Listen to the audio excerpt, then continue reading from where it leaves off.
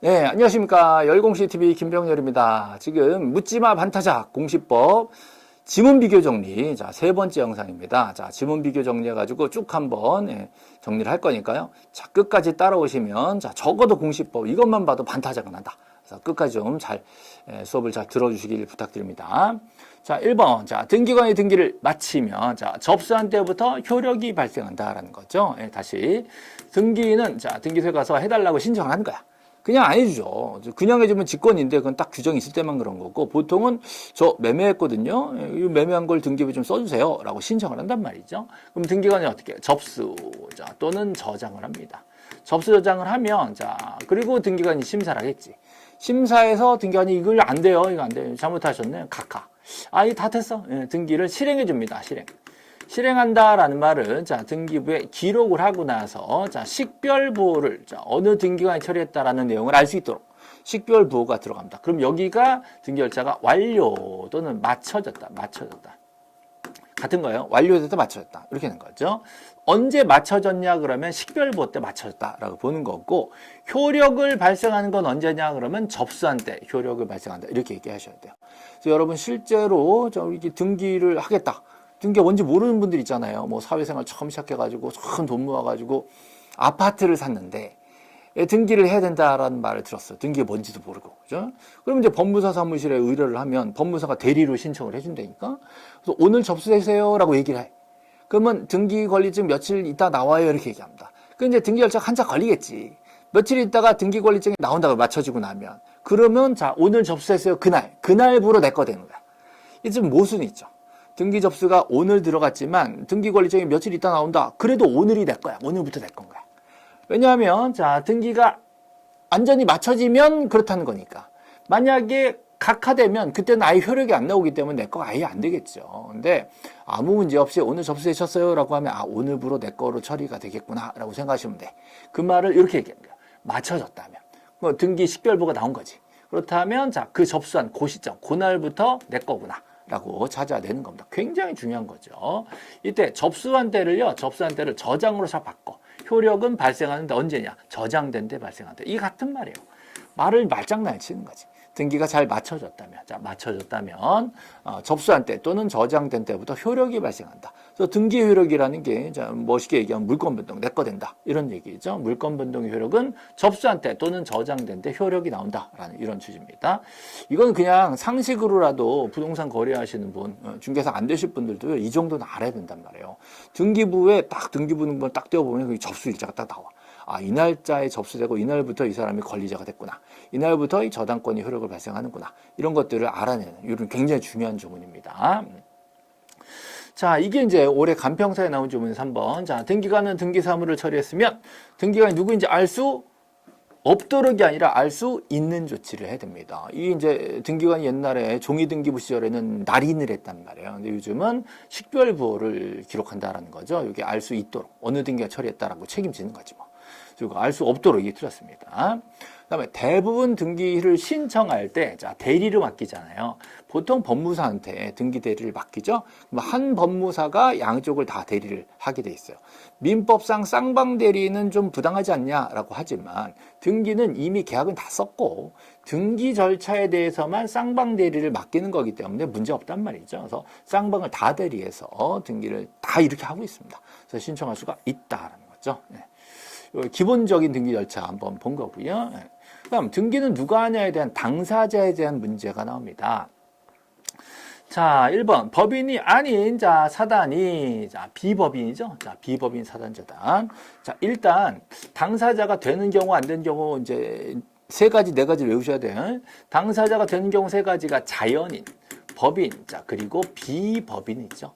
자 비법인인 거예요. 법인이 아닌 사단이죠. 법인이면 그냥 사단법인 그럴 거예요. 근데 얘는 법인이 아닌 사단 이렇게 얘기하죠. 자, 이런 종중도 등기가 된다라는 거죠. 비법인입니다. 근데 안 되는 경우 태아 안 되죠. 애가 뱃속에 들어서 출생이 안 됐으니까 아직 사람으로 인정 안 하는 거예요. 그다음에 학교 재산은 학교 법인 거지 학교 거가 아니야. 학교는 그냥 시설물, 건물 이런 거, 토지 이런 거니까 어떤 시설물을 학교라고 얘기하는 거니까 그건 사람이 아닌 거죠. 그거를 운영하는 법인이 사람으로 취급이 되는 겁니다. 학교. 자, 태학, 학교. 그다음에 민법상 조합. 이거는 고민하실 게 없는 게요. 자, 시험에 그러니까 민법상 조합 이게 써줘. 그러니까 무슨 조합 처음 보는 조합 나오면 다 법인으로 처리해요. 법인으로 처리해요. 근데 민법상 조합 그러면 이거는 안 되지라고 찾아내시면 됩니다. 그다음에 시도, 시군, 구는 법인으로 취급해요. 시도, 시군, 구, 대한민국, 경기도, 서울시는 다 법인입니다. 그러니까 등기 당사자가 되는 거예요. 안 되는 거 뭐 있을까? 그 밑에 읍, 면, 리, 동. 이들은 비법인으로 인정될 때도 있지만 그렇지 않다면 이거는 당사자 법인으로 볼 수가 없기 때문에 당사자 능력을 인정하지 않습니다. 안 되는 거 4가지는 외워놓으셔야 됩니다. 특히 민법상조합 학교 여기 잘 나와요. 자, 법인 아닌 사단은 등기가 되는 거죠, 종중. 자, 이거를 매수했다라고 한다면, 자, 종중 대표자가 신청을 하러 대리로 가는 거예요. 명의는 종중 명의가 되는 것이죠. 대표자를 권리자로 한다 그러면 안 돼요. 자, 이거를 그 종중을, 그 비법인을, 자, 비법인 재단 자체를 권리자나 의무자로 해줘야 된다는 거죠. 비법인요, 그 사단 재단이 당사자인 것이지 대표자는 대리인일 뿐이에요. 대표자를 당사자로 한다 이러면 틀린단 말이지. 그죠? 자, 법인 아닌 사단이 만약에 판대, 재산을 파는 등기라고 있어. 또는 저당을 내주고 있어. 전세를 주고 있어. 이런 상황에서는 등기가 좀 의심을 한단 말이죠. 니네 총회 좀 하셨나? 니네 사단 모여서 총회 좀 하셨나? 그거 내가 확인해야 등기를 넘겨주겠는데? 라고 얘기를 하는데, 이 문제는 반드시 그런 건 아닙니다. 어떤 비법인 사단제단, 어떤 종중은 정관 규약에다가 우리는 그런 총회 안 해도 팔 수 있게 다 뭐 이렇게 약식 절차가 있어요 라고 규정된 경우가 있어요. 그럴 때는 반드시는 필요 없다. 총회 없이도 처분이 되는 경우가 있을 수 있다는 거죠. 그래서 반드시 때문에 틀린 겁니다. 이것도 질문이 종종 들어오죠. 자, 민법상 조합은 안 된다 그랬죠? 민법상 조합은 안 됩니다. 그래서 조합을 저당권자로 표시해도 안 되고, 자, 채무자로 표시해도 안 됩니다. 자, 등기 능력이 없다니까, 자, 저당권자로도 안 되고 채무자로도 표시할 수도 없다라는 거죠. 이건 맞는 말이죠. 할 수 없다. 할 수 있다 그러시니까 틀렸지. 그죠? 그다음에 학교 안 돼, 학교. 대학, 학교잖아요. 그래서 학교 명의로는 등기할 수가 없답니다. 학교 법인 명의로 등기를 하면 되겠지만 학교 명의로는 등기가 안 된다라는 거죠. 이게 당사자에 대한 얘기였습니다. 자, 이번에는 그 당사자가 둘이 가냐 혼자 가냐의 문제입니다. 둘이 가냐 혼자 가냐의 문제. 자, 부동산 표시 변경 경정 등기는 등기 명인 단독 신청이 되는 거죠. 자, 변경이 보통 3가지가 있는데요. 부동산 표시 변경, 그다음에 등기 명인 표시 변경, 부동산이 변했냐, 사람 이름이 변했냐 이런 거예요. 그다음에 권리 변경. 그래서 변경 3형제 있어요. 부동산이 변했다, 사람 이름이 변했다, 권리 내용이 변했다. 이 3가지예요. 그죠? 변경 3형제. 그래서 이 중에 부동산 표시 변경과 등기 명의 표시 변경은 단독 신청이요. 권리 변경이죠. 권리 변경. 저당권이라는 권리를 변경한다 그러면 이거는 공동 신청이 됩니다. 자, 추가로 갈게요. 부동산 표시 변경 등기는 언제나 주등기. 자, 부동산 등기 명의 표시 변경 등기는 언제나 부기 등기. 자, 권리 변경은 부주. 자, 우리 전전 영상에서 알려드렸어요. 권리 변경은 부부주다. 자, 제3자가 없으면 부기 등기를 처리하고, 제3자가 있으면 그 사람의 승낙을 받으면 부기 등기를 처리하고, 제3자가 있는데 걔가 절대 승낙 못 해줘. 난 2번인데 쟤는 안 돼. 3번 내려. 그러면 3번, 4번으로 내린다 그러면 주등기로 내려가는 거죠. 그래서 부부주다라고 얘기를 했었습니다. 그래서 변경 3형제. 그죠? 자, 4번 한번 볼까요? 4번. 자, 그래서 3번과 4번 연결을 시킬 거예요. 3, 4번 연결해서 저당권이 감액하는 내용에 변경 등기를 하겠다라고 한다면 같이 봐야지. 저당권 설정자가 등기 권리자로서 감액이니까 이 금액이 줄어드는 거잖아요. 예를 들어서 집주인이 5억을 빌렸다가 1억을 갚은 거지. 갚아서 5억에서 4억으로 좀 가자라고 요구를 한 거예요. 내가 1억 갚았잖아. 등기부에 그 5억 써 있으면 좀 부당하니까 4억으로 고치자. 라고, 땡겨가는 사람이 등기 권리자. 그럼 딸려가야지. 돈 받았으니까. 응, 알아서 따라갈게.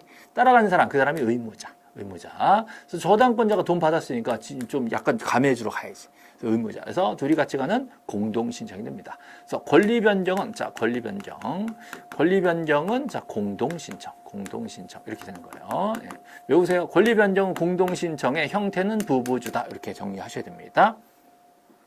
자, 5번, 6번 지문 비교 이렇게 하는 거예요. 자, 말소 등기 신청 시 말소에 대해서 이해관계에 있는 제3자의 승낙이 이때, 재산 승낙이 이때. 그러면 이거는요, 제가 항상 주종 관계라고 얘기합니다. 주된 권리를 말소하겠다 그러면 종된 권리는 직권 말소가 되는 거예요. 물론, 자, 이거를 말소하러 갈 땐 이 사람의 승낙이 필요합니다. 승낙이 이때잖아. 그러면 부담 없이 직권 말소를 시킬 수 있어요. 근데 제3자 명의 등기를 자, 단독 신청 말소한다. 틀렸죠? 자, 제3자 명의 등기는 자, 직권으로 등기관이 알아서 지어줄 수 있다. 왜? 승낙이 있으니까 주된 권리 지우면서 요거 제3자 권리, 종된 권리는 내가 지어줄게. 라고 해서 직권 말소가 되는 거죠. 그래서 단독 신청 말소한다 그러면 틀린 지문이 되는 겁니다. 어쨌든 말소인데 뭐가 뭐 이렇게 따지냐 이러시면 안 돼. 예, 공시법은 절차법이니까 이런 절차로 처리한다라는 걸 외우고 있냐를 물어보는 거예요. 어떤 대단한 원리를 물어보지 않습니다. 그런 오해하지 마시고요. 쪼잔하게 외우는 거야. 쪼잔하게. 그래서 절차 외우는 거예요. 그래서 공시법은 절차. 예. 성경 안 만든 분들도 많이 계시겠지만 시험이니까 쪼잔한 거 외워가지고 답 그래 알아 찍어주고 마세요. 이거 가지고 나는 이거 납득 못한다 이러면 수험 기간이 오래 걸려. 그러면 안 됩니다. 자, 그러면 7번. 자, 7번. 공유물 분할, 자, 금지. 공유물 분할하지 말자. 아까 부기등기로 전전 영상에서 보여드렸는데, 얘네들은 부기등기로 등기를 하게 돼 있어요. 근데 금지 기간이 2년이었다가 3년으로 가자. 이럴 수 있잖아요. 연장, 갱신을 하겠다. 이럴 때 그 내용의 변경은, 자, 전원이 다 같이 와줘야 돼. 전원이 다 같이 와서 공동으로 신청이 됩니다. 두 사람이 공유하고 분할하지 말자고, 이거 우리 사이 좋으니까 공유 상태로 2년 가자. 더 사이 좋아졌어? 그럼 4년 가자. 그럼 둘이 같이 가서 등기소 얘기해야지. 등기관이 믿지. 혼자 가서 우리 4년 하기로 연장하기로 했어. 그러면 등기관이 어떻게 믿어요? 그래서 이 경우는 공동으로 신청하게 돼 있습니다. 다음, 자, 공유를 하고 있었는데요. 한 사람이 지분을 포기해. 이럴 수 있죠. 요게 요즘 좀 나와요. 자, 공유자 중 한 사람이 지분을 포기해. 자, 그럼 나머지 한 사람은 기분 좋겠죠? 그래서 그 사람이 등기 권리자가 되고, 포기한 사람은 등기 의무자가 돼서, 자, 등기 목적이 소유권 이전 등기로 처리가 됩니다. 소유권을 일부 이전해 주는 거야. 그래서 권리자 의무자가 있는 거지. 한쪽에서 한쪽으로 지분을 넘겨주니까 소유권 이전 등기 형태가 되게 돼 있고요. 이거는 단독 신청이 아니라 공동 신청이 되겠죠. 포기하는 쪽이 의무자, 권리를 취득해가는 쪽이 권리자. 그러니까 서로 왔다 갔다 해야 되니까 이건 공동 신청으로 처리가 됩니다. 근데 아이의 소유권을 포기해. 이게 이제 올해 법무사 기출인데 아이의 소유권을 통으로 포기해. 내가 단독 소유 토지 이 땅이 다 내 거였어. 공유 아니라 그냥 100% 내 거였어. 근데 소유권을 포기하겠다라고 한다면, 자, 소유권을 포기하겠다라고 한다면 이건 국가 거가 되잖아요. 나 혼자 포기하는 게 아니야. 국가와 공동으로 해줘야 되는 거죠. 이거를 단독으로 한다 그러면 틀린단 말이에요. 또 내가 소유권을 포기한다면 내 소유권을 근거해서 저당 잡고 있는 사람들도 손해볼 우려가 있잖아요. 그래서 그런 사람들이 있다라고 한다면 승낙이 필요합니다. 필요 없다 틀린 거야. 자, 제3자가 있으면 그 사람의 승낙서 요걸 첨부해줘야 됩니다. 그러면 국가한테 넘기면서 승낙서를 보고 등기관이 제3자 권리들은 직권 말소를 해주게 돼 있어. 그래서 두 개의 지문을 비교해 보시면 됩니다. 소유권을 포기했다라고 한다고 내가 그냥 탁 혼자 손 놓는 게 아니라 국가랑 공동 신청으로. 자, 이것도 특이하게 소유권 이전 등기 형식으로 가져야 됩니다. 소유권을 국가한테 이전하는 형식으로 소유권을 포기하는 것이죠. 이것도 공동 신청이고 제3자 승낙서를 요한다라고. 제가 이거 좀 심혈을 기울여서 포기라는 멘트에 대해서 지금 정리를 해드린 거니까 요건 좀 기억을 좀 해가지고 시험장에 들어가시기를 부탁을 드립니다. 그래서 일반적으로 잘 강의 안 하는 부분인데 올해 막판에 이거 하나 찝어드리는 거예요. 분명히 찝어드렸어요. 이건 좀 꼭 기억해 놓으시기 바랍니다. 자, 대위 신청. 지금 당사자가 되냐 안 되냐 공부했었고 이 당사자가 둘이 갈 거냐 혼자 갈 거냐 공부했어요. 근데 제3자가 가는 경우가 생기는 거죠. 이게 대위 신청입니다. 대위 신청. 예를 들어서 갑을병으로 매도가 됐어. 자, 갑을병으로 매도가 됐어. 그죠? 갑을병으로. 근데 현재 명의가 갑에게 남아 있어. 현재 명의가 갑에게 남아 있다는 거예요. 그죠? 예, 그러면 등기가 두 개 진행돼야 되잖아요. 근데 두 번째 건 지금 얘기 안 하고요. 요 첫 번째 등기를 어떻게 처리할 거냐의 문제입니다. 왜냐하면 두 개의 등기를 하게 되면 자, 을이 가운데서 협조해서 넘겨줘야 될 상황인데 을이 망해버린다. 을이 망해버리면 자, 채권자 병이 을의 권리를 대위해서 대신해서 을한테 먼저 등기를 가져다 올 수가 있어요. 그럼 이 을은 가만히 있어도 병이 대신 처리해 버린단 말이죠. 그러고 나면 을에서 병 가져오는 건 쉬우니까 그 다음 얘기란 말이에요. 그래서 자, 대위에서 을한테 갖고 올 때 이거예요. 자, 병이 을을 대위에서 이전 등기를 을한테 신청하는 겁니다. 이때 등기 권리자, 자, 을의 등기 신청권. 을이 등기를 신청할 권리가 원래 있는 거잖아요. 그래서 그거를 병이 대신 행사한다. 이렇게 처리해요.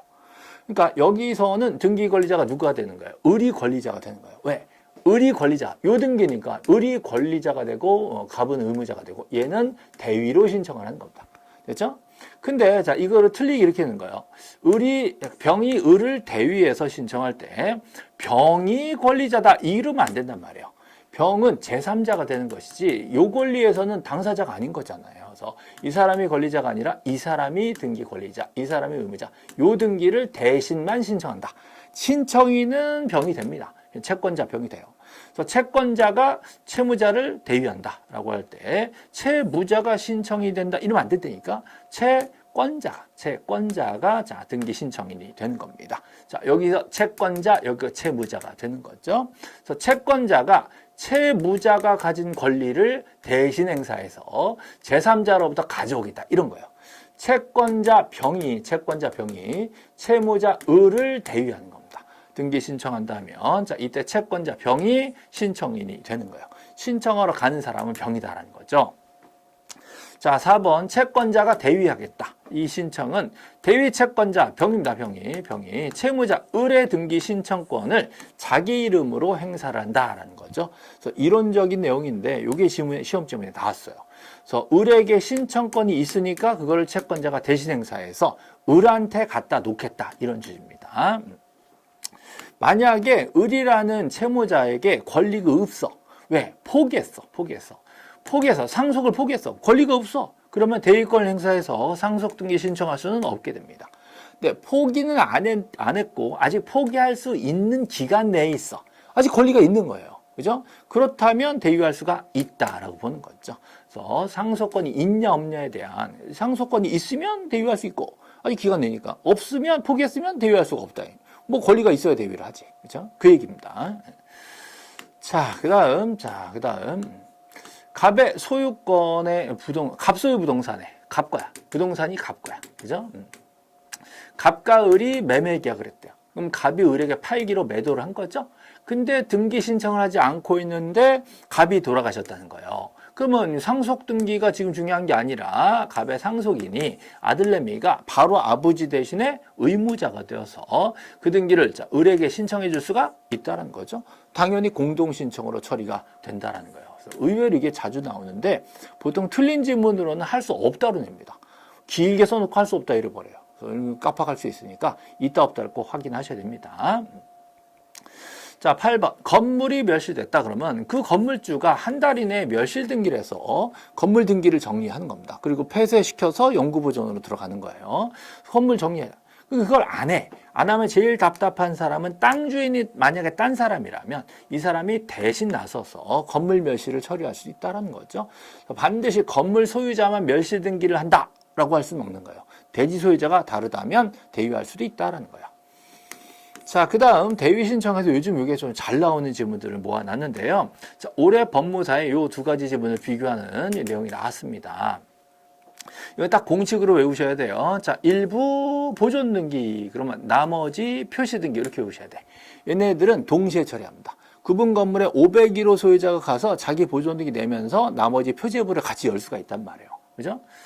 자, 그러면 그 건물 소유자는 다른 소유자를 대위해서 처리를 해서 다른 건물 표시를 열어줄 수가 있다는 거죠. 근데 이거를요, 틀린 지문을 이렇게 됐어. 올해 법무사에. 일부 보존 등기, 그죠? 나머지 보존 등기, 나머지 보존 등기 이렇게 했어. 일부 보존, 다른 건물 보존 이러면 안 된단 말이죠. 다른 건물 보존은 다른 사람이 해야지. 그 사람이 소유자니까. 다른 건물에 대해서는 표시만 대위할 수 있는 겁니다. 표시만. 이렇게 해서 틀린 지문으로 올해 출제를 했기 때문에 요거는 뭐 자주 나오는 거고요. 일부 보존, 나머지 표시를 딱 공식 외우셔야 돼. 일부 보존, 나머지 보존 이러면 안 된단 말이죠. 자, 11번. 이것도 정말 계속 출제되고 있습니다. 대지권의 변경이라는 게요. 101호의 대지권, 201호의 대지권, 301호의 대지권이 다 연관이 돼 있잖아요. 대지권이 변하면 다 같이 와서 고쳐야 돼. 등기소에 다 와라. 이렇게 돼 있어. 근데 현실적으로 다 못 오잖아요. 아파트 주민들이 전부 다 등기소에 한꺼번에 오는데 말이 안 되지. 그래서 자, 일부가 가면 자, 다른 소유자들을 대위해서 변경 등기 신청할 수가 있다. 이렇게 돼 있습니다. 그래서 대지권 변경은 일부가 가서 전원 대위 처리가 된다라는 규정이 계속 출제됐어요. 최근 몇 년간 각종 등기법 시험에 계속 나옵니다, 이거. 그래서 요거는 뭐 그냥 맞추라고 주는 거니까 대위에서 할 수 있다. 대지권 변경. 그래서 꼭 맞춰주시기를 부탁드립니다. 이렇게 해서 대위에 관련된 잘 나오는 내용들 봤고요. 하나만 더 할게요. 예. 자, 다시 맨 처음으로 돌아가서 여기. 자, 여기 볼게요. 갑이 을에게 매도를 하고, 자, 또 을이 병에게 매도를 하는 상황이에요. 그러면 원래는 갑이었는데, 자, 여기다가 2번 을 이걸 써야 돼. 밑에 3번 병은 지금 안 써요. 이거 나중에 할 거니까 지금 이거는 고민하지 마시고요. 요 등기를 해야 된다. 그러면 을이 등기 권리자, 갑이 등기 의무자. 요거를 병이 대위하겠다. 병이 요거를 대위하겠다. 이렇게 처리되는 거예요. 그죠? 자, 그렇게 되면, 자, 을은 등기부에 이름이 들어갔기 때문에 등기 명인이 되지만 신청을 직접 하진 않았다. 자, 병은 명인이 된 거는 아니지만 지가 직접 신청인이 됐다라는 거죠. 그렇다면 명신이 없다. 이런 상황에서는 자, 우리 등기 필 정보를 작성해서 통지하지 않는다. 작성 통지하지 않는다. 그럼 어떻게 하냐? 등기가 완료됐다는 사실만 통지를 하게 돼 있다. 이렇게 돼 있어요. 통자를 보고 외우시면 안 돼. 통지는 둘 다 들어가는 거예요. 예, 통지, 작성 교부 다 둘 다 똑같습니다. 등기 완료 통지냐, 등기 필 정보 작성 통지냐 이렇게 구분하셔야 돼. 등기 필 정보 작성 통지는 자, 명신이 다 맞아야지 걔한테 주는 거예요. 자기 명의로 신청한 애한테 주는 건데 지금은 명신이 없는 상황이잖아요. 내 명의로 제가 신청했다 이거지. 그죠? 내가 대신 제 걸 해줬다 이런 거예요. 이런 경우에는 등기 필 정보랑은 상관이 없는 거예요. 대신에 알려는 줘야 되니까 등기 완료 통지만 해주게 돼 있습니다. 차이점은요. 등기 필 정보가 나오면 이거는 이 안에는 비밀번호가 들어있는 거고 이거는 그냥 알려만 주는 거예요. 비밀번호 안 들어있고. 그죠? 그래서 비밀번호는 그 사람이 직접 신청한 경우에만 준다. 딴 애가 대신 신청한 경우에는 등기 필 정보 비밀번호 안 나오고 그냥 알려만 준다. 그렇죠? 이렇게 해서 요거까지도 대위 신청해서 같이 공부를 하셔야 됩니다. 자, 이번 영상은 이렇게 당사자에 대한 공부를 같이 한번 해봤습니다.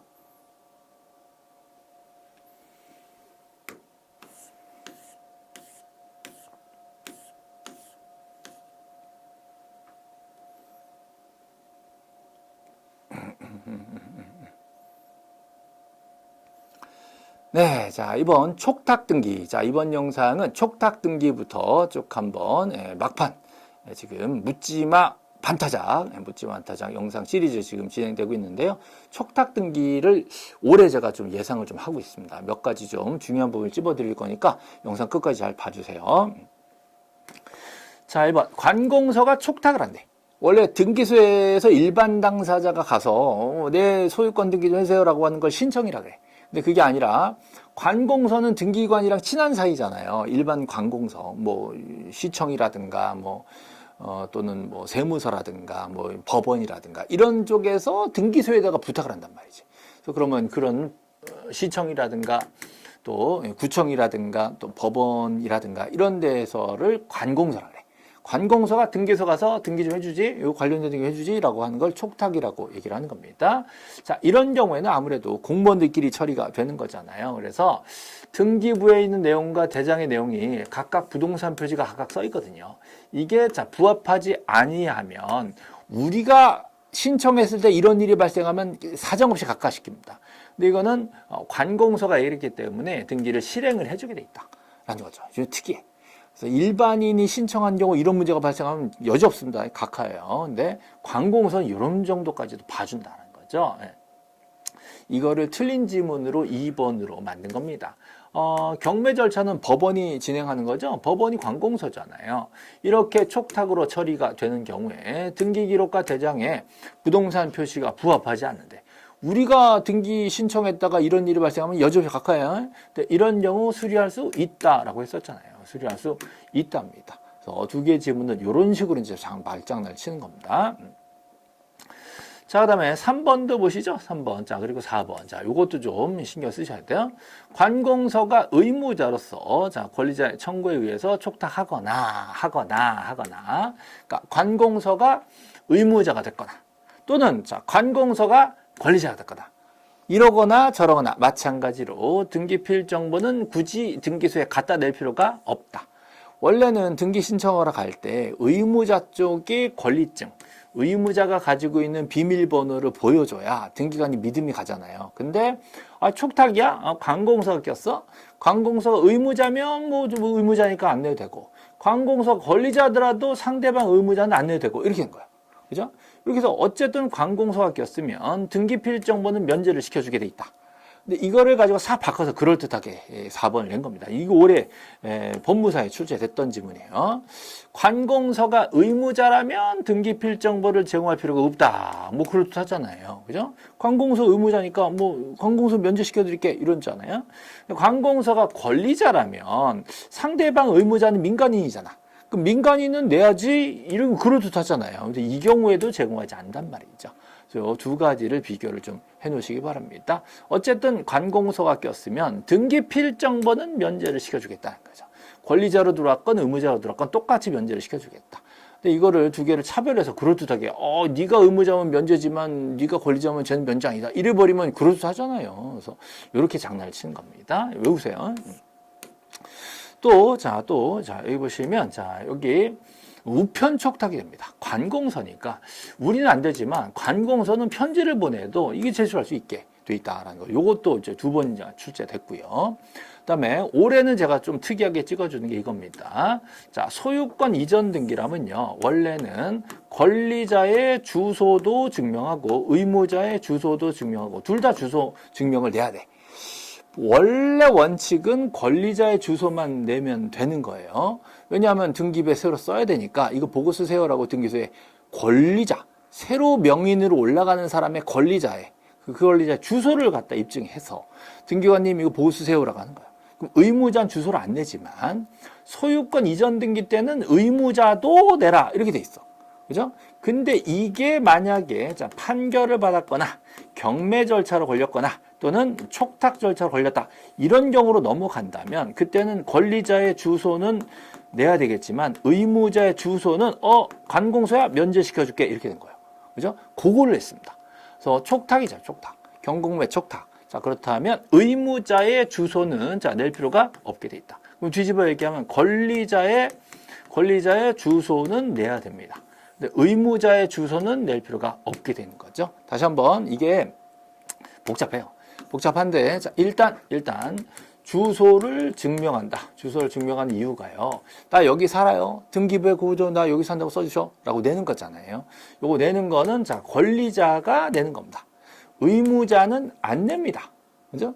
근데 이게 한번 넘어가면 소유권 이전이라면 그때는 권리자도 내고 의무자도 내고 둘 다 내라로 바뀐단 말이에요.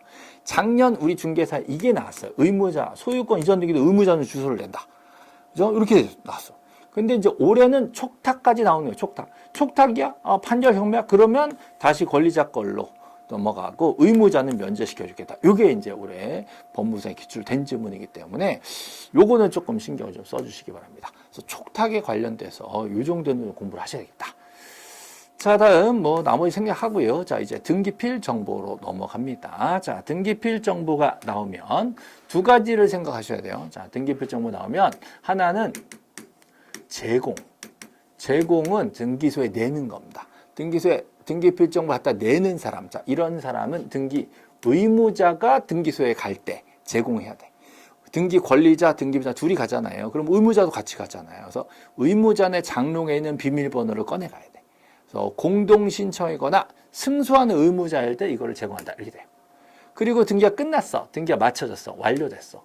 완료되고 나면 이때는 작성 통지, 작성 통지는 권리자, 즉 명신한테 가게 돼. 명신. 명인이 직접 신청한 경우 걔한테 작성 통지가 나오게 됐다. 그래서 등기 필정보가 나오면 자, 제공을 물어보고 있는지 방금 끝나서 작성 통지를 물어보고 있는지에 따라서 의무자 걸 제공하냐 권리자한테 주냐를 구분해서 답을 내셔야 됩니다. 그래서 예를 들어서 승소한 등기 권리자가 단독으로 가고 있다. 신청하고 있다. 그럼 의무자는 등기소에 못 가잖아요. 그래서 의무자의 등기 필정보는 제공하지 않아도 되는 겁니다. 근데 승소한 등기 의무자가 단독으로 가고 있대. 하고 있대. 그렇다면 자, 그 등기 의무자, 그 사람 장롱에 있는 비밀번호를 등기소에 내줘야 믿음이 가는 거죠. 그래서 두 개, 자, 그럴듯한데 하나는 승소한 등기 권리자고 하나는 승소한 등기 의무자니까 요거 찾아내셔야 된단 말이에요. 그죠? 외우세요, 그냥. 어째 못해. 권리자면 의무자의 장롱 못 뒤진다. 의무자면 지인의 장롱 있는 거 갖고 간다. 끝. 의무자가 제공한다. 자, 의무자가 제공한다. 이거죠. 자, 3번 보세요. 3번. 자, 인수를 명한다. 인수를 명한다. 이 말이 나오면 아, 승소한 의무자구나. 의무자가 밀어내고 있구나라는 거죠. 자, 그렇다면 단독으로 등기를 신청할 때 자, 제공을 해야지. 제공해야 되는 거예요. 그래서 요거 이렇게 자, 비교를 하시고 반대로 자, 얘랑 얘랑은 같은 겁니다. 2번, 3번 같은 거예요. 그래서 제공해야 된다 받고 제공할 필요가 없다 그러면 틀린 거지. 그죠? 제공. 소유권 보존 등기네요. 보존 등기를 혼자 하러 가고 있어. 내가 집 짓고 첫 등기하러 가고 있어. 그러면 등기 필정보가 없잖아요. 뭘 제공해? 없는데 뭘 제공해? 첫 등기인데 등기 필정보가 어디 있어?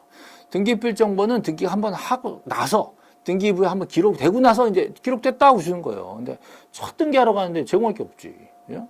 또 자, 국가나 지방자치단체가 등기 권리자인 경우에는 국가나 지자체는요, 등기 필정보가 아예 필요가 없어. 그러니까 아예 작성 통지하지 않습니다. 만들어주질 않아. 왜? 다음번에 쓸 일도 없거든요. 국가나 지자체가 권리를 취득해서 뭐 땅 주인이 됐다. 건물 주유가 됐다. 나중에 팔 때 갖고 와봐. 그런 거 안 물어본다니까. 국가나 뭐 지자체가 건물을 팔아? 그럼 그냥 파는 걸로 해드릴게. 뭐 등기 필정 필요 없어. 우리가 애초에 안 만들어줬으니까.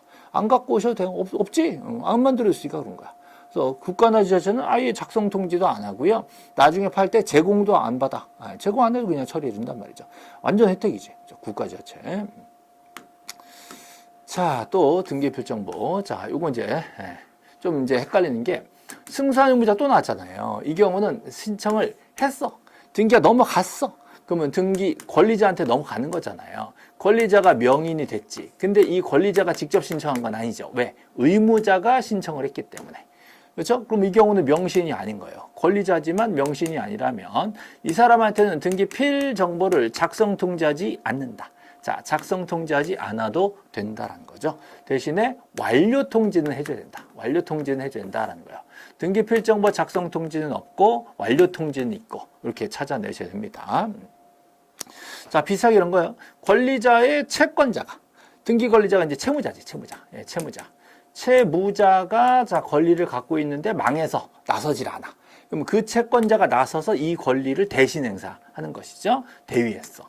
등기를 신청해서 맞춰줬대. 그렇다면 자, 채무자가 등기 권리자죠? 이 사람이 명의가 된 거죠. 근데 얘가 신청을 안 한 거잖아요. 왜? 채권자가 신청을 했기 때문에. 자, 그렇다면 등기 필 정보는 작성 통지하지 않고 완료 통지만 되는 거죠. 그래서 대위 채권자한테는 등기 완료 통지는 해줍니다. 완료 통지. 완료 통지는 해주지만 등기 필 정보는 작성 통지하지 않는다. 이렇게 되는 거예요. 등기 필 정보와 등기 완료 통지는 다른 거예요. 등기 필 정보 작성 통지는 지금 안 하죠. 명신이 아니니까. 예. 완료 통지는 해줘야 됩니다. 명신이 아니라도 완료됐다는 사실은 알려줘야 되니까. 자, 이 등기 필 정보는 그러니까 되게 중요한 거잖아요. 권리증, 땅 문서. 이거는 우리 집 장롱에 넣어놓고 자, 잊어버릴 수가 있죠? 그럼 재발급 자체가 없어요. 재발급을 받으려면 본인이 직접 출석하면 된다. 말도 안 돼. 출석하면 재발급을 받는 게 아니라 이거는 등기 확인을 받는 겁니다. 확인을 받아가지고 등기필 정보 대체해서 처리하는 거지 재발급 절차가 아닌 거예요. 그래서 확인을 받는 방법이요. 자, 직접 출석해서 본인, 의무자가 출석해서 저 잊어버렸는데 신분증 갖고 왔어요. 이렇게 하거나 아니면 이제 이 변호사나 법무사한테 등기를 맡기면서 이 변호사, 법무사가 등기관 대신 확인해 주는 거야. 물론 공짜 아니지. 수수료가 있지. 그죠? 예, 이게 뭐 5만 원, 7만 원, 요즘 10만 원까지도 부르고요. 그 다음에 자, 그런 내용을 공증을 받아서 저 잊어버렸는데 본인 맞아요. 내가 직접 이 서류 썼어. 이렇게 공증받은 서류를 들고 하면 이런 걸로도 확인 절차가 가능한 거죠. 이건 재발급이 아닌 거예요. 자, 확인해서 임시로 이런 걸로 땜빵을 하자. 그래서 등기필 정보를 대신해서 등기를 넘기자. 이럴 때 사용하는 확인 방법입니다. 재발급 때문에 틀린 거죠. 그래서 요 지문도 올해 법무사에 기출됐던 지문이죠. 자, 계속해서 자, 우리 필요한 등기에 필요한 서류들이 또 많이 있잖아요. 그래서 걔네들을 추가로 좀 설명을 더 해드릴게요.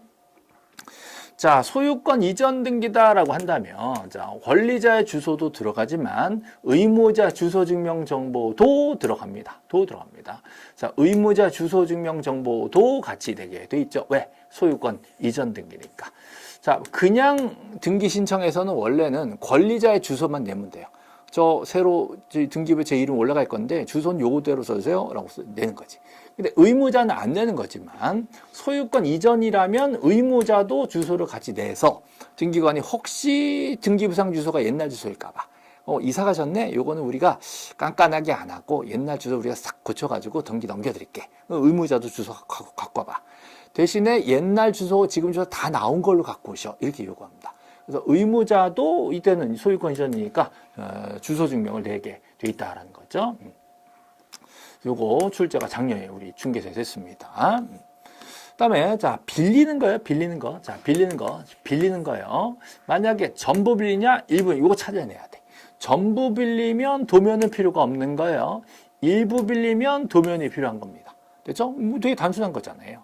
근데 이걸 또 이제 함정을 파서 일부를 자, 지상권으로 빌린데 그러면 도면이 들어가잖아요. 근데 대장이 들어간다. 잃어버린 거지. 그러니까 일부만 딱 보고 꽂혀가지고 왜 틀렸지? 고민한단 말이에요. 대장이 들어가면 안 되지. 도면이 들어가야지. 이렇게 이제 착각하게 만드는 겁니다. 그래서 일부, 지상권이 토지의 일부를 빌린다. 그럼 뭐가 들어간다고요? 지적도, 도면, 지적도, 도면. 요게 제공이 돼야 되는 겁니다. 그렇죠? 네. 자, 이런 식으로 장난을 치면 또 한참 못 찾을 수가 있어요. 그럼 대장은 언제 들어가냐? 자, 대장은 부동산 표시가 변했을 때, 이럴 때 대장이 들어갑니다. 또 대장이 들어가는 게, 자, 부동산 표시 변경도 있지만, 소유권 이전 등기, 또 소유권 보존 등기, 그죠? 그 다음에 부동산이, 자, 멸실되었다라는 멸시 등기, 자, 부동산이, 자, 변한다라는 변경 등기. 이게 부동산 표시 변경이잖아요. 이럴 때, 부동산 표시 변경. 이럴 때 대장이 들어가게 돼 있습니다. 제일 많이 하는 소유권 이전. 그 다음에 집 짓고 첫 등기 내는 소유권 보존, 부동산이 없어지면 멸실, 그 다음 부동산 내용이 변하는 표시 변경, 얘네들은 대장이 같이 들어와줘야 등기관이 확인하고 해당 등기를 해주게 돼 있다는 거죠. 그 다음에 자, 농지에 대해서 자, 소유권 이전 등기를 신청할 때 농취증이 필요하잖아요. 근데 변수가 있어. 판결을 받았대. 판결을 받아가지고 소유권 이전 등기를 단독으로 신청하러 온대요. 그럼 농취증 면제를 시켜줄까 안 시켜줄까? 판결을 받았다는 것만으로 이 사람이 농사꾼이다 이런 거 확인해 주지 않는단 말이죠. 그래서 판결을 받았더라도 농취증은 자, 첨부를 해야 됩니다. 판결로서 이걸 면제시켜 주지는 않는다라는 거. 요게 최근에 출제가 됐습니다. 아무리 판결이라도 농취증을 대체하는 건 아니다라는 거죠. 네, 농취증은 따로 받아라. 다음에 자, 9번에 보시면 이걸 이제 옳은 지문으로 바꿔 드린 겁니다. 자, 9번에 보시면 두 개 옳은 지문으로 판결이다. 자, 근데 농지에 대한 소유권 이전이다. 자, 그래도 농지 취득자격 증명은 첨부해야 된다. 이렇게 된 거죠. 첨부할 필요가 없다. 그럴듯하지만 첨부해야 된다. 이게 맞는 지문이 되는 겁니다. 자, 또 추가로 필요한 서류들 몇 개만 더 해드릴게요. 자, 농취증이 필요 없는 경우가 두 가지가 있는데, 자, 상속과 공유물 분할. 자, 이 두 가지는 좀 기억을 했어요. 사실 필요한 경우, 필요 없는 경우 쫙 나눠가지고 표를 해가지고 외우는 게 힘들잖아. 그래서 저는 다 됐고, 두 개는 외우라고. 상속은 농취증 내라 그러면 아버지가 눈을 못 감다 그랬죠? 상속할 때는 농취증, 토지거래허가 다 필요 없다. 라고 외워놓으세요. 자, 맞는 말이죠? 자, 공유물 분할할 때, 공유물 분할한다는 건 이미 취득하고 있는 거예요. 이미 농지를 취득하고 있는데 분할만 하는 거잖아요. 새로 취득하는 게 아니라고 보는 거야. 자, 이럴 때는 농취증을 필요 없다. 농취증 안 내도 된다라는 거죠. 그 다음에 요거는 제가 자, 추가로 좀 찍어드리는 건데, 가등기를 말소한다라는 게 두 가지가 있어요. 소유권에 대한 가등기 말소 이 경우와 소유권, 자, 외 권리에 대한 가등기 말소로 나눠집니다. 소유권을 취득할 수 있는 가등기다. 이게 센 가등기지. 자, 이거를 말소한다라고 한다면 등기소에서 의문을 가져. 당신 소유자가 될 수 있는 권리인데 이거 포기할 거야? 진짜야? 진심이야? 그러면 당신 가등기 명인, 자, 당신의 인감증명이 나는 필요해. 갖고 와봐. 이렇게 등기소 요구해. 근데 저 소유권이 아닌 가등기야? 뭐 이건 지어줄게. 가등기 명인의 인감증명을 자 굳이 낼 필요가 없다 이렇게 된 거지. 그래서 원래 인감증명을 내는 건 보통 소유자 거를 내는 거잖아요. 근데 이거는 소유자가 아니더라. 또 가등기 중에서도 센 가등기다. 소유권 가등기인데 당신 당장은 소유자 아니지만 소유자 될 수 있는 권리인데 포기할 거야? 그럼 이거 그냥 못 해드리니까 인감증명을 떼와. 이렇게 되는 거고 소유권이 아닌 가등기를 말소한다면 그때는 그냥 가볍게 지어줄 수 있다는 거예요. 그렇다면 자 12번 뭐라 그랬어요? 저당권에 대한 가등기잖아요. 자, 이럴 때는 인감증명을 낼 필요가 없다는 거지. 그죠? 여기 이제 작년 법무사 기출지문이에요. 그죠? 그러니까 올해 중개사에도 한 번 정도 언급되지 않을까 라는 생각을 합니다. 왜냐하면 작년 중개사에 이게 나왔어. 작년 중개사에 협의 분할에 의한 상속이다 라고 할 때 공정증서라면 인감증명이 필요 없는데요. 공정증서가 아니라면 그러면 좀 더 증명을 좀 하셔야 되겠는데 전원이 날인한 인감증명을 갖고 오세요. 이렇게 해서 돼 있단 말이죠. 이게 우리 중개사에 작년에 출제됐기 때문에 요거를 한번 예상으로 가져온 거고요. 그러니까 협의 분할에 의한 상속이다. 그러면 재산 분할 협의서가 있을 거잖아요. 그 협의서가 믿을 수 있냐 없냐를 보는 거지. 이거 믿을 수 있으려면 공정증서로 만들었든지 만약에 공정증서가 아니라면 전원 인감을 갖고 오시든지 이렇게 요구를 하는 겁니다. 요거랑 똑같은 게요. 자, 제3자의 승낙을 요하는 경우들이 있어요. 자, 제3자의 승낙을 요하는 경우들이 있어요. 제3자 승낙서. 이 경우도 마찬가지입니다. 이게 자 만약에 공정증서라면 자 공정증서로 작성됐다면 인감증명은 필요가 없다 이렇게 됐고 자 공정증서가 아니라면 그땐 인감증명을 내야 된다 이렇게 된 거예요. 똑같은 구조입니다. 이게 제3자가 승낙서를 써줘야 될 상황. 이거 승낙서를 등기소에 내야 될 상황이라면 등기소는 요 상속재산 분할 협의서랑 같은 원리로 공정증서세요? 그럼 인감 필요 없겠네. 그 제3자 인감 필요 없어. 공정증서가 아니야? 그러면 제3자 인감도 있어야 그 승낙서를 믿겠는데? 라고 되는 거야. 그죠? 요 구조도 한 번 정도는 나올 때가 되는데 한 번도 나온 적은 없어요. 상속재산 분할 협의서랑 같은 원리다. 라고 보시면 되겠죠? 자, 이의신청까지 한번 해보죠. 자, 이의신청. 등기 신청인이 아닌 자. 자, 신청인이 아닌 제3자죠. 제3자는요, 자기가 등기 신청한 게 아니잖아. 그러면 등기관이 각하했다는 거에 대해서 이의신청할 수가 없게 돼 있어요. 각하 사유에 대해서는 각하된 거를 이의신청한다는 건 이건 각하하시면 안 되지. 등기 실행해줘. 라고 요구하는 거잖아요. 실행해달라고 요구하는 거는 신청인들이 요구하는 거지. 제3자가 왜 실행해줘 그러겠어. 그래서 각하 사항에 대해서는 제3자는 따질 일이 없다. 이런 거예요. 그죠? 이게 최근에 나오고 있어요. 이거. 그죠? 만약에요. 등기가 실행했다라고 한다면 자, 이럴 때는 제3자도 자, 이의신청이 됩니다. 실행됐다. 그럼 제3자가 이거 잘못 실행했는데? 라고 얘기할 수 있다는 거예요. 근데 각하됐다. 그럼 제3자 너는 왜 나오냐? 당사자들이 열받겠지. 제3자가 왜 열받아? 각하당한 거. 그죠? 각하 당한 사람이 열받는 거다. 이의신청하는 거. 제3자는 각하에 대해서는 떠들지 말아야 돼요. 실행됐을 때는 제3자도 나와가지고 야 이거 실행하면 안 되지. 내 손해보는데 이렇게 얘기할 수 있단 말이죠. 그죠? 그래서 등기관이 어떤 결정을 했는지를 먼저 보시고 제3자가 이의신청하냐 못하냐를 판단하셔야 됩니다. 이거 지금 외우세요. 각하됐으면 제3자는 이의신청 못한다. 끝. 외우세요. 각하됐으면 제3자가 뭔 상관이야. 당사자가 해야지. 이렇게 된 거야. 그죠? 자, 이의가 있는 자는 관할 지방법원에 이의신청을 하게 돼 있습니다. 자, 그러나 신청서를 제출하는 것은 등기소에 제출하게 돼 있어요. 등기소에 제출하는 거지 법원에 제출한다 그러면 틀린 지문이 되는 거죠. 말장난이긴 한데 출제가 많이 되고 있습니다. 이의 신청 그러면 법원에, 신청서 그러면 등기소에 이렇게 외우셔야 돼요. 신청서는 등기소에, 신청은 법원에 이렇게 두 개를 구분해서 외워 놓으셔야 됩니다. 자, 내년에 이 부분에 조금 개정사항이 있기 때문에 뭐 내년 좀 얘기하면 안 되지만 내년에는 조금 규정 변경된 교재를 좀 보셔야 됩니다. 자, 등기관 처분에 대해서 당부 판단은 심사시 기준이 아니라 등기관 처분시. 등기관 처분한 당시를 가지고 이 맞다 틀리다를 따져야지. 그 이후 얘기를 가지고 따지면 등기관이 처분할 때 몰랐을 거잖아요. 그 나중 얘기를 왜 지금 얘기하냐 이거죠. 그래서 처분시 기준으로 하기 때문에 제출시 기준도 아닙니다. 자, 처분시 기준으로 하기 때문에 처분시. 그 이후에 들어온 사실, 그때까지 주장 제출되지 않은 사실, 나중 얘기를 가지고는 이신청 삼을 수가 없다라는 거죠. 이거 맞아. 근데 제출시 이게 틀린 거죠. 자, 심사시 아니에요. 처분시 이렇게 바꿔주셔야 됩니다. 다음 6번. 요즘 이게 잘 나오고 있습니다. 등기관 처분에 대해서 이의신청이 있더라도, 내가 이거 뭐 어떻게 된 거냐라고 따지더라도, 다른 등기 신청은 계속 진행이 된다는 거예요. 그죠? 이거를 같은 말로, 자, 집행정지가 되지 않는다. 집행정지 효력은 없다. 자, 집행정지 효력 없다. 이 같은 말이에요. 그죠? 이런 멘트로 계속 출제되다가 요즘 이렇게 풀어서 내고 있어. 요거를 자, 각종 시험에서 계속 내고 있는 지문이라서 기억을 해 놓으셔야 됩니다. 요거를 예전에 이렇게 얘기했어요. 집행정지 효력이 없다. 그죠? 그래서 기간 제한도 없다. 그래서 네가 실익이 있으면 언제든지 이 신청은 받아주겠다는 거예요. 이렇게 돼 있어요. 쿨하다. 그죠? 자, 이 신청서를 내는 거죠. 이제 내년서부터는 이제 신청 정보를 낸다. 이렇게 또 얘기합니다. 이 신청 정보, 이 신청서, 이 신청 정보, 뭐 같은 건데 꼭 종이가 아닐 수 있다라는 거예요. 그다음에 신청 기간에는 아무런 제한이 없습니다. 자, 지금은 이게 맞는 지문이 되는 거죠.